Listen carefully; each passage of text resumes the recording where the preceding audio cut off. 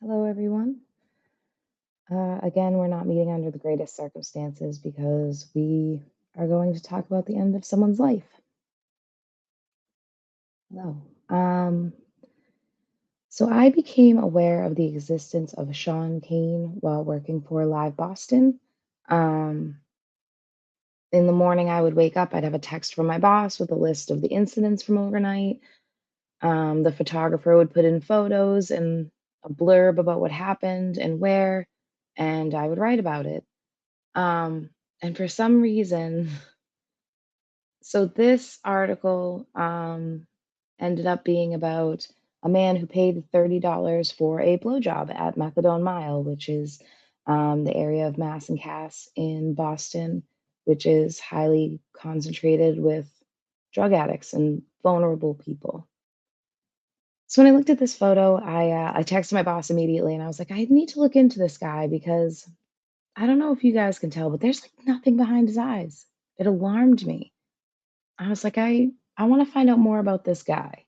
Normally, for like a prostitution arrest, I wouldn't look into them, but there was something about him that really intrigued me.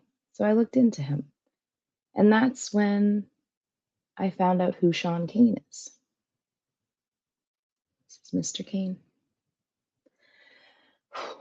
On December 28th, 1995, then 22-year-old Shawn Kane was taken into custody by the Quincy police by virtue of an outstanding arrest warrant stemming from the brutal rape, torture, and murder of 17-year-old Sonia Leal.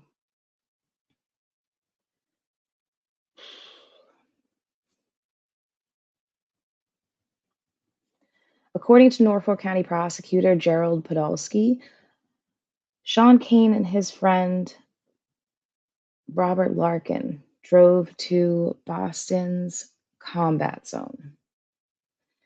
Starting in the mid-60s and lasting until the late 90s, the Combat Zone, which is now the Theater District in Boston, was a hotbed of sex work and other nefarious activities. During this time, the city of Boston had zoned that area specifically for adult entertainment, allowing for strip clubs, pornography theaters, and sex shops to operate freely. While cruising the area, Kane and Larkin had attempted to solicit prostitutes. Larkin later testified that they had difficulty getting women to get into the car with two men. They therefore decided to have Kane hide on the floor in the back seat. Larkin finally persuaded a shy, yet troubled, 17-year-old girl named Sonia Leal to get into the car. She agreed to go back to Quincy with them, not knowing that Kane was hiding in the rear of the vehicle. The men brought Sonia back to 32 Newberry Street in Quincy, which Larkin was living at with a friend named Kevin Lynch. Larkin took Leal into the bedroom where he paid $75 for sexual services. After Larkin was done, Sonia attempted to leave, but the men had other plans.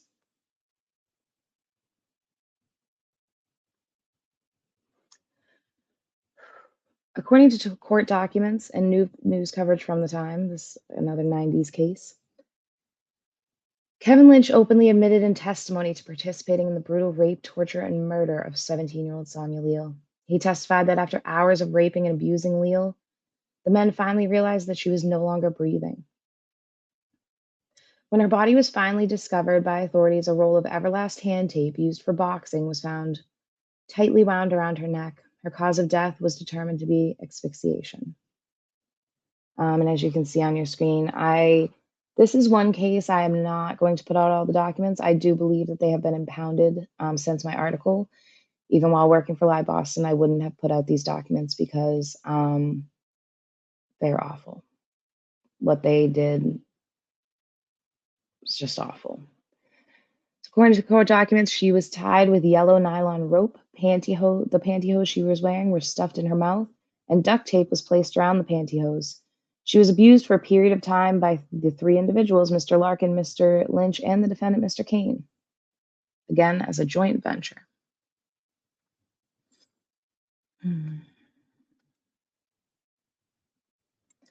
After keeping her lifeless body in the basement for a day, the three men spent the following night attempting to dispose of Sonia's remains in the Quincy quarry. Her body was weighed down with three cinder blocks. 30-year-old Robert Larkin and 21-year-old Kevin Lynch were subsequently sentenced to life in prison after being found guilty of first-degree murder. In a shocking and terrible turn of events,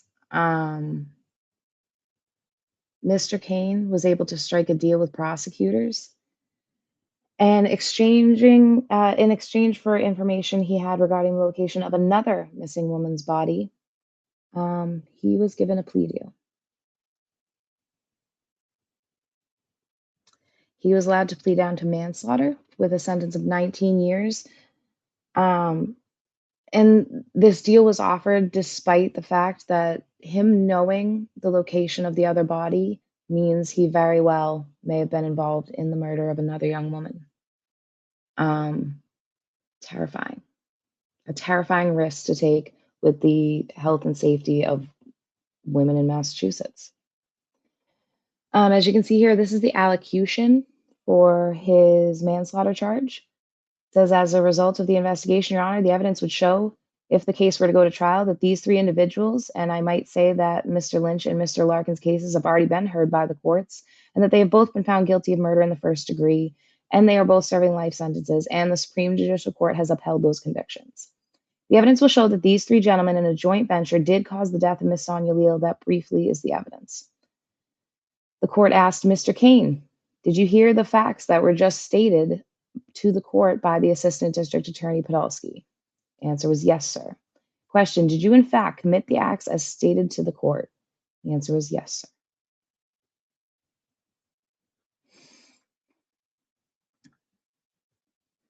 This is 21-year-old Karen Hammond. She went missing in early January 1995. She was the mother of two young children. Friends claim that she was known to use drugs and sometimes work as a prostitute. Karen was described by local papers at the time of the incident as troubled. She went missing just 2 months after Sonia Leal's murder.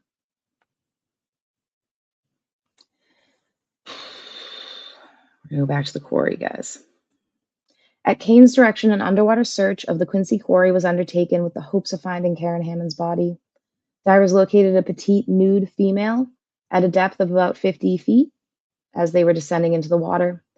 An underwater marker was tied near the body so it could be recovered, but it came loose and the remains were never located again.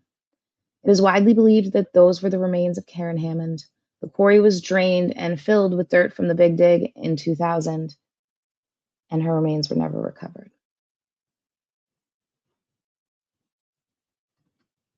This man got a plea deal, and I assume that the district attorney offered this plea deal to try to give some sort of closure to the Hammond family.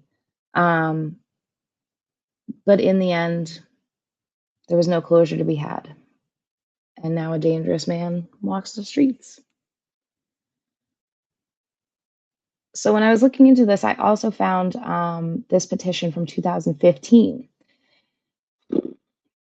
The defendant, through his attorney, Charles Rankin, pled guilty to manslaughter and robbery only and would not have pled to any sexual assault conviction of civil commitment. Both attorney Rankin and the defendant understood through their conversation with the Commonwealth there was no credible evidence to support a rape charge, and therefore it was rightfully dismissed against the defendant. I mean, besides the fact that he pled guilty to it, right? Not enough for a rape charge, but you admitted to it. Ponder that for a second. I did also find when I originally did the article for Live Boston that Mr. Kane, shortly before I had requested these documents, had petitioned to have them impounded. I believe they are now impounded, but at the time they were not. That's how I was able to get them. So Mr. Kane served 16 of his 19-year sentence for his manslaughter deal at MCI Cedar Junction. He was released in 2015.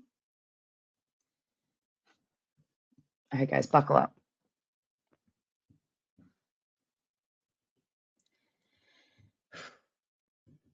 On April 7th, 2017, Shawn Kane was again arrested. This time, he was charged with rape and domestic assault and battery after an incident that took place in Quincy, Massachusetts. Following his arraignment, he was ordered held without bail pending a dangerousness hearing, but again, he was eventually released. In 2018, while the case was ongoing, Kane was charged with threatening and intimidating the victim of the 2017 incident. According to 911 transcripts that Live Boston had obtained at the time, 7 minutes after the restraining order expired that had prevented Kane from contacting the victim, he appeared and began threatening to murder her. Officers were able to quickly find the woman, but Kane had fled after hearing the sirens. The rape charges were later dropped, and according to sources for Live Boston, it was due to the victim's refusal to cooperate. Yeah. 19 years, served 16, gets out and rapes. And this is after petitioning the court to make sure he didn't have to register as a sex offender.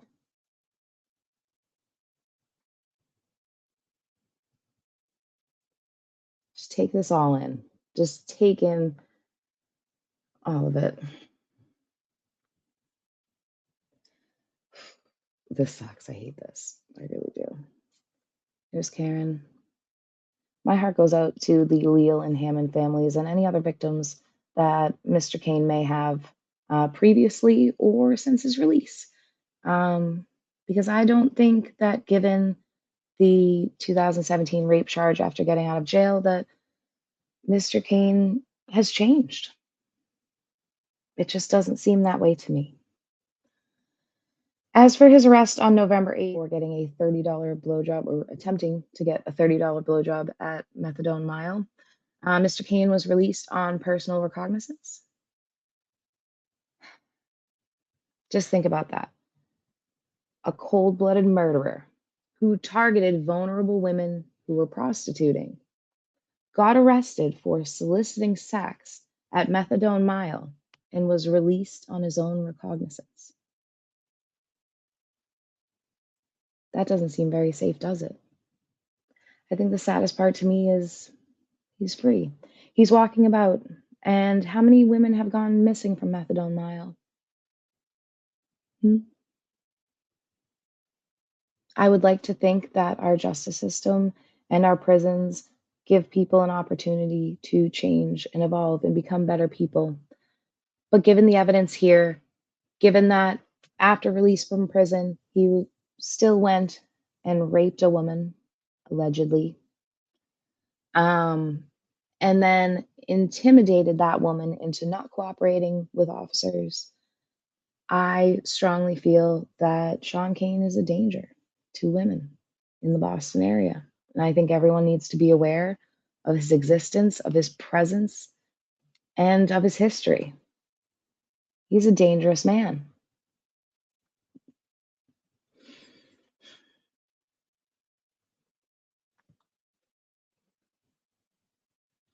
I just don't feel someone like that stops. If going to jail didn't stop him, you know,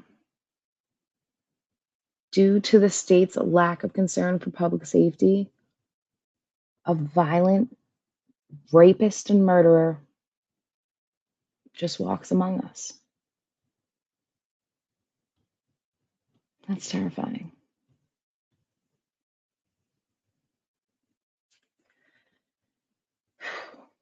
That's all she wrote, folks.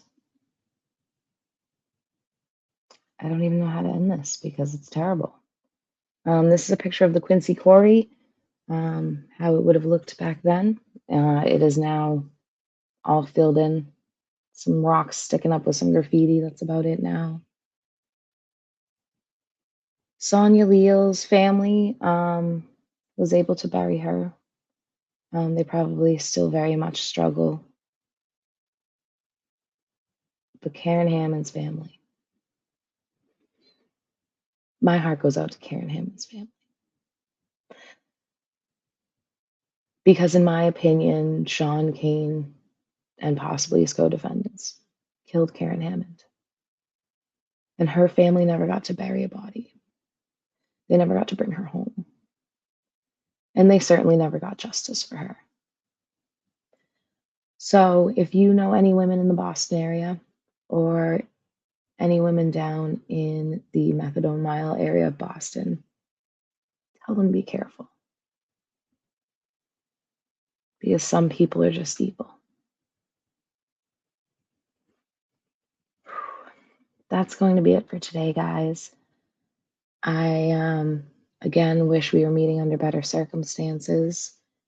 And as usual, my Discord will have all of the documents. I will not have the court transcripts out of respect for the families. Um, it's just not the right thing to do. But I will have everything else, including his plea deal and his plethora of charges since leaving prison. Just be careful out there. Stay smart and be good.